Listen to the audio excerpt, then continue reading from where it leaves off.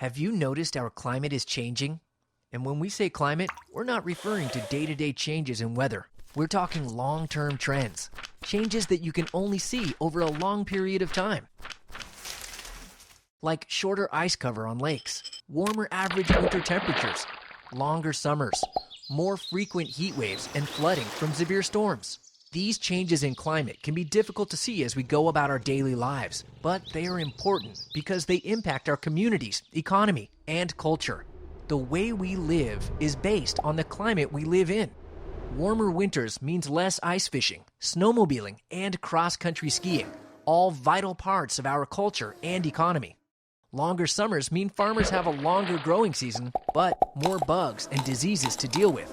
Heat waves may be nice if you're on the beach, but they can harm vulnerable people like the elderly and young, or those who don't have access to cooler places. And flooding from heavy rain can destroy homes, roads, and crops. As our climate continues to change, impacts are becoming more and more serious. And even if climate change is not impacting your community now, it will soon. But how and when we react, though, is up to us. We can adapt, which means we change the way we live based on how our communities are being impacted. If flooding is a problem, we can redesign stormwater systems to handle more water.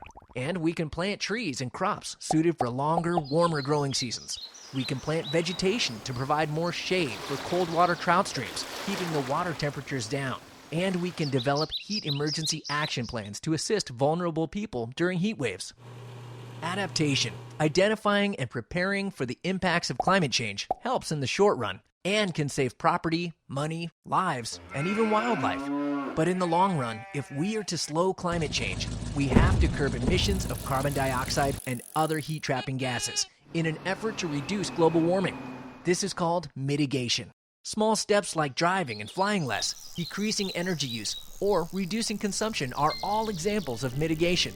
But if mitigation of climate change is to be effective, it has to be on a large scale, which means we have to reduce harmful emissions as individuals, as communities, as businesses, as states, as countries, and collectively, as a world.